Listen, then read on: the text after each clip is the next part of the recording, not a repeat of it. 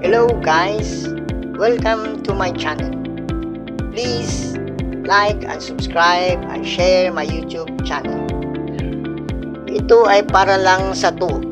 Ito ang pot na lalagyan ng herba. Pwede rin ang rice cooker. Ito ang gamitin natin bago tayo kumuha ng herba. Explain ko muna sa inyo guys. Huwag uminom ng malamig na tubig, soft drinks, kumain ng ice cream, halo-halo, etc. Kung ikaw ay gutom, sigurado ko ay ikaw malipasan ng gutom. Ang sintomas na ito ay masakit ang inyong ulo, etc. Guys, kukuha na tayo ng herba. Ito ang paragis. Kumuha ka ng buo nito.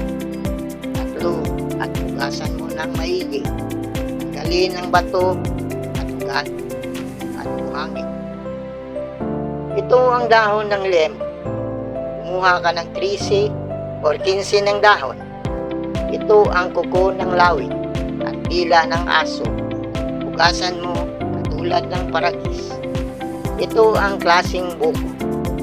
Isa lang ang gamitin. Ang sabaw. Ilagay mo sa pot at ang laman ng buko, iwain mo, lagay mo rin. Kumuha ka ng 3 ugat at iwain mo sa gitna. 5 lang ang gamitin. Ilagay mo rin. Tapos na. Nalagay na ang lahat. Lagyan mo ng ice at black coffee. Tapos, sa bunganga ng pot, lagyan ng dahon, ng saging at taliin mo ng straw. Tapos, isahin mo na sa apoy. Punta ka na sa kwarto mo, isira ang bintana. Tapos, kumuha ka ng upuan, doon mo ilagay ang pot sa ilalim. Umupo ka, tapos bago yan, butasan mo ang dahon para lumabas ang puso. Kapag tapos ka ng pinawisan, bihis ka ng jacket, long pants, medyas, isuot mo. At kainin mo ang buko at inumin mo ang sabaw. Huwag ka nang lumabas ng 3 araw sa bahay mo.